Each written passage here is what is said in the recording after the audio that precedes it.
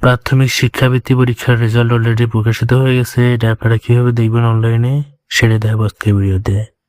চলুন কথা বাড়িয়ে ভিডিওটি শুরু করা যাক। তো অ্যাট ফার্স্ট আমাদের একটা ব্রাউজার ইউজ করতে হবে।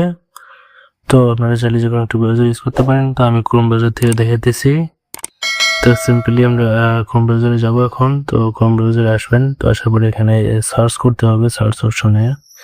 তো এখানে আমি অলরেডি আগে সার্চ করছিলাম, আমি দেখাইতেছি। এখন নিউ ট্যাব নিয়ে কীভাবে করবেন। তো প্রথমে আপনাদের হচ্ছে প্রাথমিক শিক্ষা পরীক্ষার রেজাল্ট যে প্রকাশিত হয়েছে, তো ওটা এখন দেখাবো। তো তার জন্য নিউ ট্যাব এখানে ক্লিক করবেন। তো নিউ ট্যাবে ক্লিক করার পর এখান থেকে বৃত্তি পরীক্ষার রেজাল্ট যে আছে, বৃত্তি পরীক্ষার রেজাল্ট 2026, তো এটা দিয়ে সার্চ করবেন। তো সার্চ করার পরে এখানে অনেক কিছু আসবে। তো এখান থেকে আপনারা নিচের দিকে স্ক্রল করবেন। তো স্ক্রল করলে এখানে প্রাথমিক বৃত্তি পরীক্ষা এটা আছে অপশন। তো এটার উপর ক্লিক করার পরে আপনারা এখান থেকে পরীক্ষার শিরোনাম দিবেন প্রাথমিক বৃত্তি পরীক্ষা 2025। তো এখান থেকে আপনাদের রোল নাম্বারটা দিয়ে দেবেন। এখান থেকে আপনার ক্যাপচারটা ক্লিক দিয়ে দেবেন। অবশ্যই ভালোভাবে ক্যাপচারটা উঠাবেন। তো ক্যাপচারটা উঠার পরে সাবমিট করবেন। তো সাবমিট করলে এখানে দেখতে পাবেন হচ্ছে প্রাথমিক বৃত্তি পরীক্ষার রেজাল্ট অলরেডি চলে আসছে।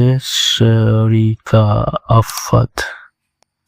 তো এখানে বিদ্যালয়ের নাম, তারপরে জেলা সব চলে আসছে। এখান থেকে সাধারণ বৃত্তি প্রাপ্ত, এখানে বৃত্তি পাইছে এটা দেখাইতেছে। তো আপনারা এখান থেকে ডাউনলোড করতে পারবেন। এখান থেকে ডাউনলোড করে আপনারা প্রিন্ট করবেন সিম্পলি। তো এখান থেকে আমি প্রিন্টগুলো এখান থেকে সেভ করে নিচ্ছি। সেভ এস পিডিএফ দিয়ে দিব। তো এখান থেকে আর কিছু করে এখান থেকে সেভ অপশনে ক্লিক করবো। তো তারপর এখান থেকে যে কোনো একটা ফাইল চুজ করতে হবে, এখানে লিখে সেভ দিয়ে দিবি।